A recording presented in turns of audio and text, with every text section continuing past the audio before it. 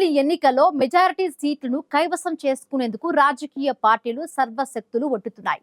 ఇప్పటికే హోరాహోరీగా ప్రచారం నిర్వహిస్తున్న రాజకీయ పార్టీలు తమదైన వ్యూహాలను అమలు చేస్తూ ఓటర్లను ప్రసన్నం చేసుకునే పనిలో పడ్డాయి. ఈ నేపథ్యంలో ఎన్నికల్లో పోటీ చేసే అభ్యర్థుల ఖర్చుకు సంబంధించి ఆసక్తికరమైన చర్చ మొదలైంది.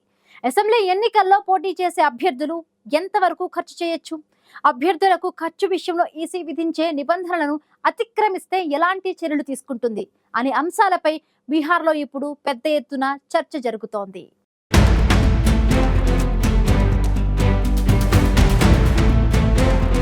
బీహార్ అసెంబ్లీ ఎన్నికలు ఉత్కంఠను రేపుతున్నాయి. అసెంబ్లీ ఎన్నికలకు మరికొన్ని రోజులే ఉండడంతో రాజకీయ పార్టీలు ఎన్నికల ప్రచారాన్ని హోరెత్తిస్తున్నాయి. ఈ నేపథ్యంలో బీహార్లో మరో ఆసక్తికర అంశంపై చర్చ జరుగుతోంది. అసెంబ్లీ ఎన్నికల్లో రాజకీయ పార్టీల అభ్యర్థులు చేసే ఖర్చుల వ్యవహారం ఇప్పుడు బీహార్లో హాట్ టాపిక్ గా మారింది. అసెంబ్లీ ఎన్నికల్లో పోటీ చేసే అభ్యర్థులు ఎంత డబ్బు ఖర్చు చేయవచ్చు, ఏ అవసరాల కోసం డబ్బును వెచ్చించాలి, ఎన్నికల ప్రచార సామాగ్రి, ర్యాలీలు, బహిరంగ సభలకు సంబంధించిన ఖర్చును ఎన్నికల సంఘమే నిర్ణయిస్తుందా, ఎన్నికల్లో ఖర్చుల విషయంలో ఈసీ విధించిన లిమిట్స్ ను దాటితే ఆ తర్వాత ఎలాంటి చర్యలు తీసుకునే అవకాశం ఉంటుంది అనే అంశాలు ఇప్పుడు బీహార్లో హాట్ టాపిక్ గా మారాయి. రాజకీయాల్లో డబ్బు పాత్ర గురించి ప్రత్యేకంగా చెప్పాల్సిన అవసరం లేదు. ఇక ఎన్నికల్లో డబ్బు ఎంత కీలకంగా వ్యవహరిస్తుందో తెలియంది కాదు. డబ్బు లేనిదే రాజకీయ పార్టీల అభ్యర్థులు ఎన్నికల ప్రచారం చేయడం సాధ్యం కాదనేది అందరికీ తెలిసిందే. ప్రచారంలో భాగంగా బహిరంగ సభలు, ర్యాలీలు నిర్వహించేందుకు అభ్యర్థులు భారీ మొత్తంలో ఖర్చు చేయాల్సి ఉంటుంది. గ్రామ పంచాయతీ ఎన్నికల నుంచి శాసనసభ, లోక్సభ ఎన్నికల వరకు ప్రతి చోట అభ్యర్థుల ప్రచారానికి డబ్బు అవసరం. డబ్బును ఖర్చు చేయగలిగే అభ్యర్థులు ముమ్మర ప్రచారం ద్వారా ఓటర్లను ఎక్కువగా ప్రభావితం చేస్తారు. ఈ క్రమంలో అభ్యర్థులు నిర్వహించే సభలు, ర్యాలీలు, ప్రచార యాత్రలు నిర్వహిస్తుంటారు. అంతేకాదు ఇంటింటికి వెళ్లి ప్రజలను కలుస్తుంటారు. ఎన్నికల ప్రచారం కోసం పోస్టర్లు, బ్యానర్లు, వాహనాలు, పత్రికా ప్రకటనలు, టీవీ ప్రకటనలు, యూట్యూబ్ యాడ్స్ ను వినియోగిస్తుంటారు. ఇవన్నీ చేయాలంటే అభ్యర్థులకు చాలా ఖర్చు అవుతుంది. ఈ ఖర్చుల వివరాలన్నీ నోట్ చేసి జిల్లా స్థాయిలోని ఎన్నికల అధికారులకు నిర్ణీత గడువులోగా అభ్యర్థులు సమర్పించాల్సి ఉంటుంది.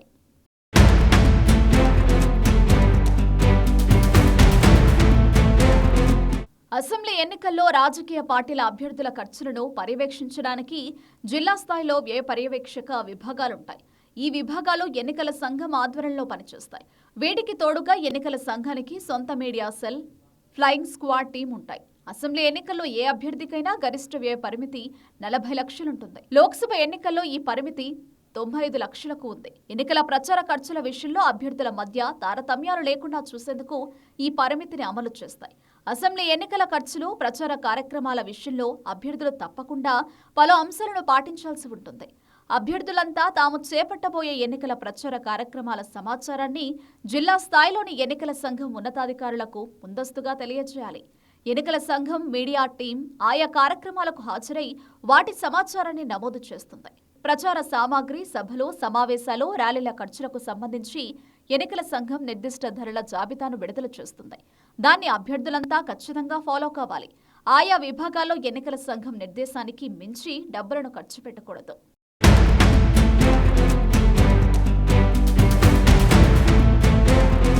ఎన్నికల ఖర్చుల సమాచారంతో అభ్యర్థులు నిర్ణీత గడువులోగా ఎన్నికల సంఘానికి నివేదిక సమర్పించాల్సి ఉంటుంది.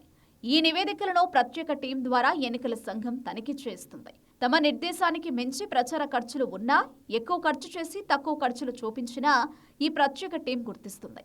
క్షేత్రస్థాయి నుంచి సమాచారాన్ని సేకరించి దీనిపై ఈ టీం ఒక క్లారిటీకి వస్తుంది. ప్రజా సమావేశాలు, ర్యాలీలు, పోస్టర్లు, బ్యానర్లు, వాహన ఖర్చులు, ప్రకటనలు, ప్రచార సామాగ్రి వంటి వాటిపై అభ్యర్థులు డబ్బులను ఖర్చు చేయడం చట్టబద్ధమైన అంశం.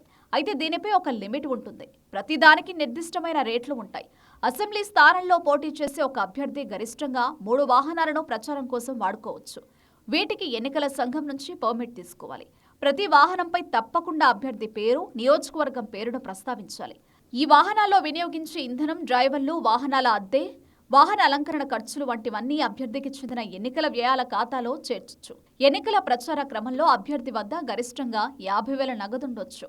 ఎన్నికల్లో ఓటర్లను ప్రభావితం చేయడానికి డబ్బు, మద్యం వస్తువులను అభ్యర్థులు పంపిణీ చేయడం అనేది నేరం. ఇలాంటివన్నీ చట్టవిరుద్ధమైన ఖర్చు కేటగిరీలోకి వస్తాయి. వీటిని లంచంగా ఎన్నికల సంఘం పరిగణిస్తుంది.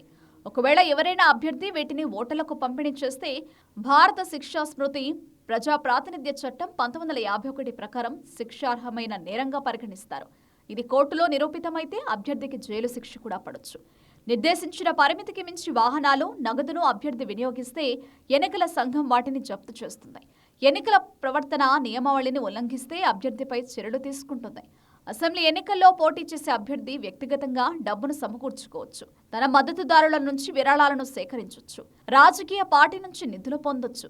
అయితే ఏ మూలం నుంచి నిధులను సేకరించినా ఆ సమాచారాన్ని తప్పకుండా ఎన్నికల సంఘానికి తెలియజేయాలి. దీనివల్ల ఎన్నికల్లో చట్టవిరుద్ధమైన ఆర్థిక కార్యకలాపాలకు చెక్ పడుతుంది. ఒకవేళ ఇందుకు విరుద్ధమైన మార్గాల్లో నిధులను సేకరిస్తే చర్యలు తీసుకుంటారు. ఏదేమైనా ఎన్నికల ప్రవర్తన నియమావళి పరిధికి లోబడి అభ్యర్థులు ఖర్చు చేయాల్సి ఉంటుంది.